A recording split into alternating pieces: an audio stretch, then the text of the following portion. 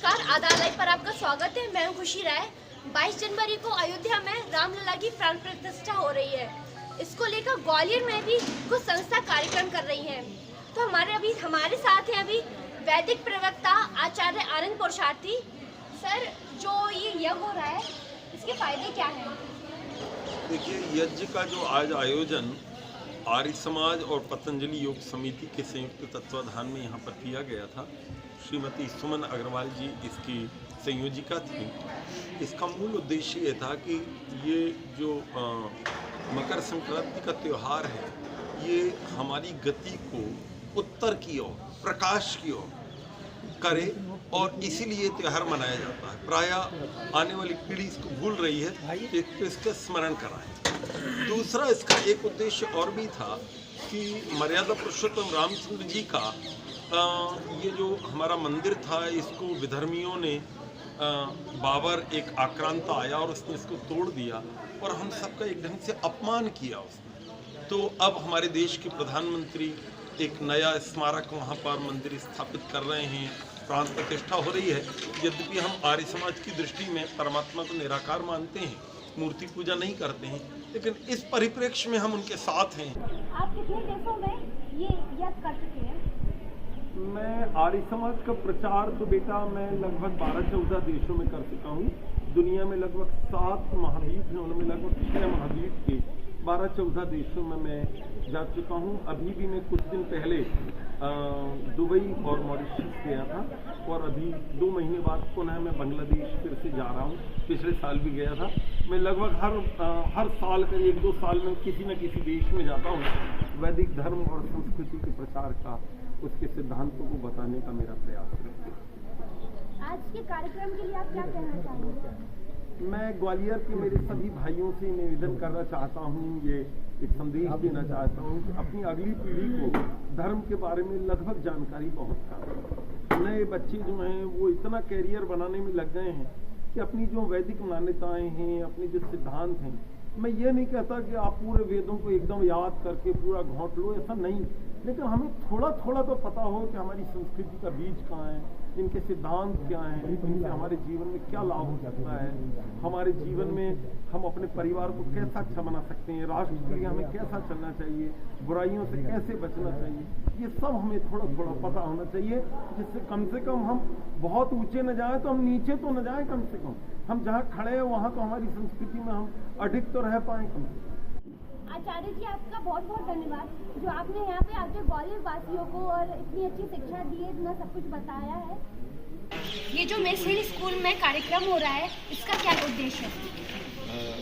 2-3 दिन पहले हमारे विद्यालय में ये विवेकानंद जयंती मनाई गई थी। उसमें हमने कार्यक्रम किया था, तो सुमन जी ने कहा था कि हम एक यज्ञ करना चाहते हैं। यज्ञ के बहुत वैज्ञानिक महत्व भी है और हमारा जो वातावरण है वो भी शुद्ध होता है और विद्यालय पवित्र होता है। हमने इसके लिए इनके आग्रह को स्वीकार किया जी के, और विद्यालय में ये यज्ञ की आयोजन किया गया और इतने महान संत जो हमारे विद्यालय में पधारे और जो अच्छे लोग आते हैं उनके चरण शुद्ध चरण पड़ते हैं, तो उससे विद्यालय में पवित्र ये उद्देश्य है। मध्य प्रदेश अध्यक्ष सुमन अग्रवाल जी हैं। मैम, ये आपको अनुमति कैसे मिली है इस कार्यक्रम की? देखिए, मैं मध्य प्रदेश पश्चिम महिला पतंजलि योग समिति की मैं संरक्षिका हूँ और योग की सेवाएं पूरे प्रदेश में देती हूँ और साथ में योग के साथ यज्ञ भी, यज्ञ, योग और वेदों की पुस्तकों का अध्ययन करना, ये सब श्रेष्ठ कार्य हैं, हमारी संस्कृति और संस्कार निर्मित करते हैं। तो इसी तारतम्य में हम कार्यक्रम आयोजित करते रहते हैं। इस बार हमारे मध्य अंतर्राष्ट्रीय ख्याति प्राप्त विद्वान आचार्य आनंद पुरुषार्थी जी के आने का हमें समाचार विदित हुआ और हमने यहाँ मिसिल स्कूल के प्राचार्य महोदय जो कि बहुत ही सहृदय हैं और ऐसे श्रेष्ठ कार्यों के लिए अक्सर हमारा सहयोग करते हैं। तो ये चर्चा हमने आदरणीय प्रिंसिपल साहब एसपी सिंह जी के साथ में रखी और ये हमें अनुमति मिली कि ये एक श्रेष्ठ कार्य है, वातावरण भी इससे शुद्ध होता है और संस्कार निर्माण का भी कार्य है। योग में और यज्ञ में तो हमारे देश में, विश्व में एक पहचान बनाई है। तो इसलिए इस कार्य का आयोजन हमने ग्वालियर के सभी गणमान्य नागरिकों के लिए किया, विद्यार्थियों के लिए, यहाँ की जो टीचर्स हैं वे और इस कॉलोनी के आसपास के सभी रहवासी आज इस कार्यक्रम में उपस्थित हैं। मैम, ये 5 कुंडी महायज्ञ हुआ है, इसमें कितने लोगों ने भाग लिया है? क्या बाहर से भी लोगों ने भाग लिया है क्या? यहाँ के ही आसपास के क्षेत्र के लोग रहे, कुछ 1-2 लोग शिवपुरी के भी आए और 2 लोग यहाँ कोटा से भी पधारे।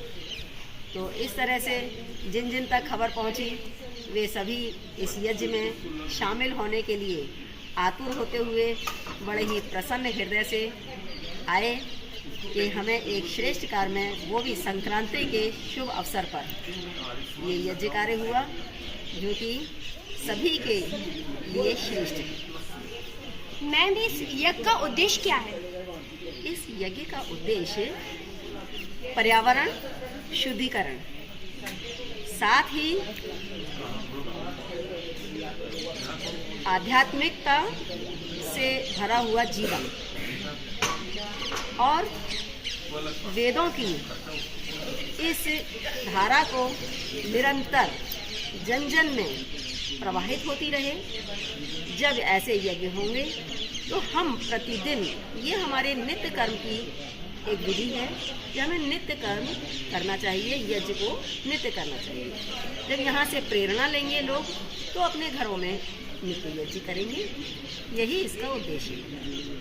मैम, ये जो 22 जनवरी को अयोध्या में राम मंदिर की प्राण प्रतिष्ठा हो रही है, तो उसको लेकर आप कितना एक्साइटेड है? निसंदेह राम मंदिर एक गौरवशाली जो निर्माण हो रहा है, ये 500 वर्षों की इस तपस्या और कहना चाहिए कि इस जद्दोजहद जो कि बाबर ने राम मंदिर ढाकर वहाँ पर बाबरी मस्जिद बनाई और वह हमारे संपूर्ण भारतीय संस्कृति के परिचायक मर्यादा पुरुषोत्तम भगवान श्री राम के मंदिर को ढाना पूरे ही हिंदू समाज का अपमान था, हमारे देश का अपमान था, जिसे कि हमारे जो माननीय यशस्वी प्रधानमंत्री जी, उनके अथक प्रयासों से और जनता के संपूर्ण सहयोग से सभी समाज, इसमें एक एक जनमानस इतना उत्साहित है, ऐसा लग रहा है कि जैसे राम हमारे घर आ रहे हैं, पुनः से राम की स्थापना हो रही है और हर बच्चा इस राम मंदिर के बनने से, यहाँ तक कि मैंने तो अभी कई वीडियो देखी जिनमें कि कुछ बालिकाएं जो मुस्लिम हैं लेकिन वो सरस्वती की साधना करती हैं, वे गाती हैं, तो वे इतना अच्छा गा रही हैं राम मंदिर के लिए, राम के आने के लिए कि घर घर खुशियाँ मनाओ, राम घर आए हैं। तो इस तरह से बच्चा इस देश का रहने वाला कोई भी जाति धर्म संप्रदाय का हो, वह आनंदित है। ये राम मंदिर एक गौरवशाली, एक बहुत ही महान कार्य जो हो रहा है, इससे सभी लोग अपनापन से जुड़ गए हैं, पूरा देश एक साथ जुड़ गया है।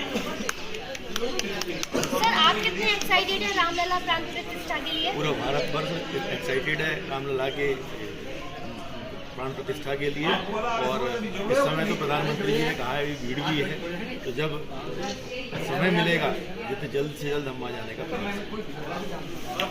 आप प्लान बना रहे हैं वहाँ पे जाने का अयोध्या? बिल्कुल, और मैं अकेली नहीं, मेरी पूरी टीम जाएगी। हम महिला पतंजलि से लोग इकट्ठे होके और पूरी टीम के रूप में आर्य समाज से भी साथ में मिल के जाएंगे। थोड़ी सी भीड़ कम होगी क्योंकि अभी इतनी ज्यादा भीड़ है कि पूरी तरह से हम उसका आनंद नहीं ले पाएंगे, और हम जाएंगे, पूरा जत्था हमारा जाएगा और वहाँ पर बहुत धूमधाम से हम ये कार्य संपन्न करेंगे। वहाँ दर्शन भी करेंगे और एक भक्ति भाव साधना भी करेंगे। हो सका तो यज्ञ इत्यादि में भी वहाँ शामिल होंगे। सर, आपका क्या प्लान है अयोध्या जाने का?